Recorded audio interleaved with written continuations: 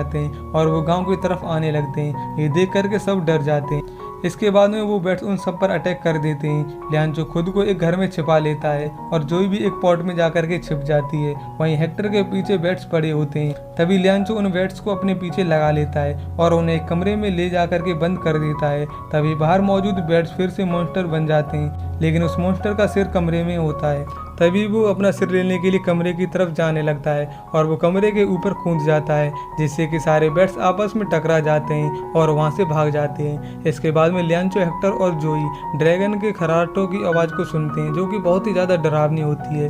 तभी हेक्टर लियांचो से कहता है कि हमें यहाँ से चलना चाहिए, हम ड्रैगन को नहीं हरा सकते।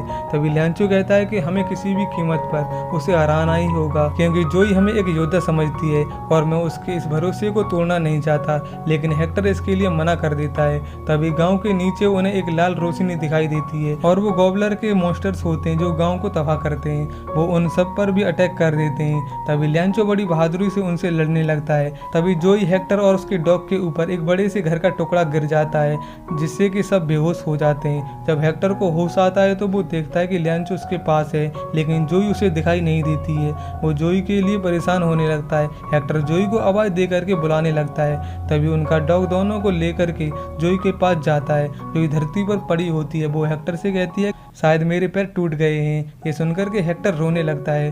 तभी जोई कहती है कि शायद मैं मरने वाली हूँ, इसलिए मैं चाहती हूँ कि मेरे मरने के बाद में तुम दोनों गॉबलर को मार दो। वो हेक्टर से वादा लेती है कि वो लियांचो का साथ देगा। हेक्टर इसके लिए हाँ कर देता है। तभी जोई उठ जाती है और वो बिल्कुल ठीक होती है और उसने ये नाटक हेक्टर को अपने साथ रखने के लिए किया होता है। तभी हेक्टर कहता है कि तुमने मुझे बेवकूफ़ बनाया है। तभी जोई कहती है कि इससे ये तो पता चल गया कि तुम मेरी फिक्र करते हो और मुझसे प्यार करते हो, लेकिन छिपाते हो।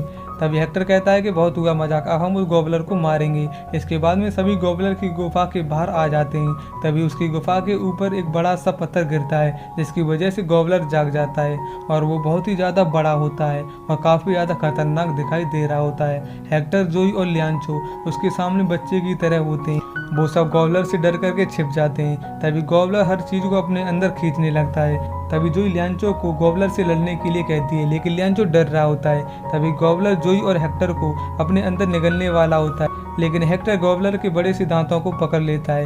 ये देख करके लियांचो डर जाता है। इसके बाद में लियांचो गॉबलर की आंखों को देखता है। तभी उसके दिमाग में एक आइडिया आता है। वो अपनी माँ की बुनाई वाली स्टिक्स ले लेता है और उन्हें गॉबलर की दोनों आंखों में फेंक देता है, जिससे गॉबलर कमजोर होने लगता है। इसके बाद हेक्टर जोई को लेकर के नीचे आ जाता है। तभी अचानक से गॉबलर की आंखों में ब्लास्ट होने लगता है और वो मर जाता है। उसके मरते ही सब कुछ पहले जैसा हो जाता है। सारे गांव और फार्म ठीक हो जाते हैं। चारों तरफ हरियाली होती है। ये देख करके जोई बहुत खुश होती है। वहीं अर्नोल की आंखें भी ठीक हो जाती हैं। इसके बाद में हेक्टर और लियांचो अर्नोल के महल जाते हैं और उससे अपने बाकी के सिक्के मांगते हैं। तभी अर्नोल कहता है कि तुमने गॉबलर को नहीं मारा है, क्योंकि तुम तो बहुत ही ज्यादा कमजोर हो। वो उन्हें बेवकूफ बनाने लगता है। हेक्टर समझ जाता है कि अर्नोल धोखेबाज है और लालची है, इसलिए वो दोनों उसे कुछ नहीं कहते, क्योंकि जोई को महल में ही रहना होगा। अगर वो अर्नोल से लड़ाई करेंगे तो शायद अर्नोल उनका गुस्सा जोई पर निकाल सकता है। अब दोनों महल से जाने लगते हैं। वो जोई को मिस कर रहे होते हैं। हेक्टर लियांचो से कहता है कि शायद हम अब जोई से कभी नहीं मिल पाएंगे। तभी उनके पीछे पीछे जोई भी आ जाती है। वो अपने साथ में बहुत सारे सिक्कों से भरा बैग लाई होती है, जिसे देख करके हेक्टर और लियांचो बहुत ही ज्यादा खुश हो जाते हैं। इसके बाद में जोई भी उन्हीं के साथ में रहने का फैसला करती है। इसके बाद में हेक्टर और लियांचो उन सिक्कों की मदद से एक फार्म को खरीद लेते हैं और वहां पर भेड़ों को पालना शुरू कर देते हैं। और इसी के साथ में इस फिल्म का यहीं पर एंड हो जाता है। अगर आपको मूवी की एक्सप्लेनेशन अच्छी लगी हो तो प्लीज वीडियो को लाइक और चैनल को सब्सक्राइब जरूर से कर लेना।